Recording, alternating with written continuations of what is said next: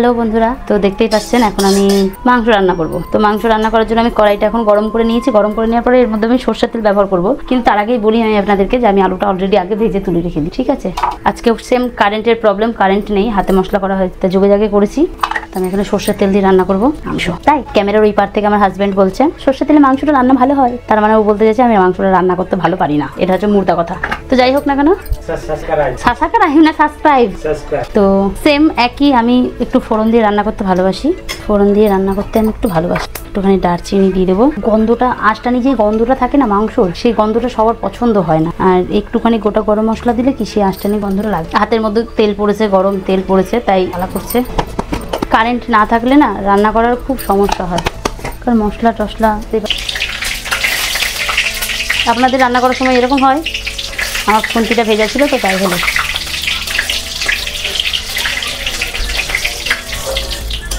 সোনাই বন্ধ করো, আর দেখতে হবে না, অনেকক্ষণ হয়ে গেছে। এখন আমি তেলের মধ্যে পেঁয়াজ দিয়ে দিচ্ছি, পেঁয়াজ কুচি।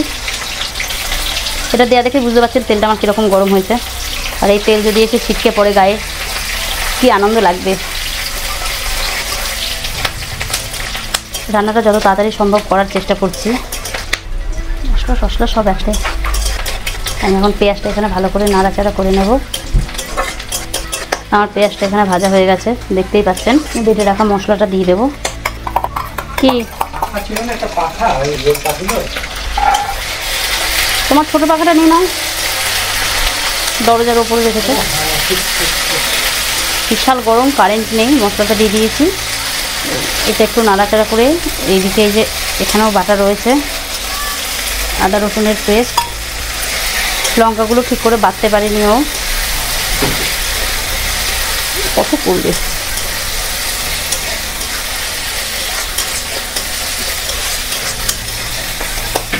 এর মধ্যে আমি টমেটোটা দিয়ে কষিয়ে নিই। এইবার আমার শুরু হবে কষ্ট, কারণ আমার এই পেঁয়াজ রসুনের গন্ধটাই খুব কষ্ট হচ্ছে। লবণটা দিলাম, কারণ লবণটা দিলে পরে টমেটোটা তাড়াতাড়ি গলে যাবে।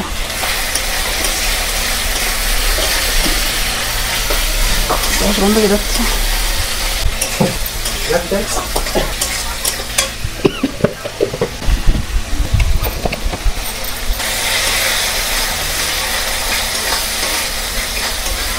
হালকা একটুখানি জিরের গুঁড়ো দেবো, কারণ আমি হয়তো একটা জিরের গুঁড়ো খাই না। একটুখানি জিরের গুঁড়ো দেবো।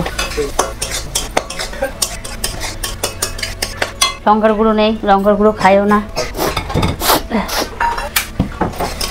মশলাটা কষে গেছে, এখন আমি এর মধ্যে মাংস দিয়ে দেবো।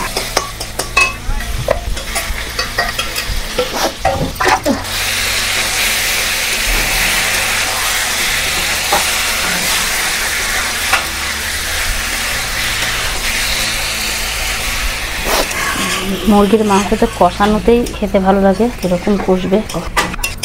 এইবার এর মধ্যে থেকে জল ছাড়বে। এটা কষিয়ে নিই, তারপরে দেখা হচ্ছে। তো আমার কষানো হয়ে গেছে, কষানো হয়ে আমি জল দিয়ে দিয়েছি, দেখতেই পাচ্ছেন টগবক টগবক করে ফুটছে। মাংস একদম হয়ে গেছে, একদম পুরো হয়ে গেছে। তবে হয়ে গেছে বলে আমি এখনই নামাবো না, কারণ আমার ঝোলটা মানে আর কি মাংসর যে ঝোলটা সেটা আরও শুকোবে, যার কারণে আমি এটা এখনই আর নামাচ্ছি না। একটুখানি শুকোবে, তারপরে এটা আমি নামাবো। তো দেখতেই পাচ্ছেন পুরো, কারণ ভাত দিয়ে আমাদের বাড়িতে ভাত দিয়ে খেতে গেলে ওদের একটু আবার ঝোল লাগে, ঝোল না হলে ওরা খেতে পারে না। তো বন্ধুরা আমার পুরো ভিডিওটা কমপ্লিট। এটা এবার আমি এখন নামিয়ে নেব, কিন্তু 5 মিনিট পর নামাবো। ঠিক আছে বন্ধুরা। স্যার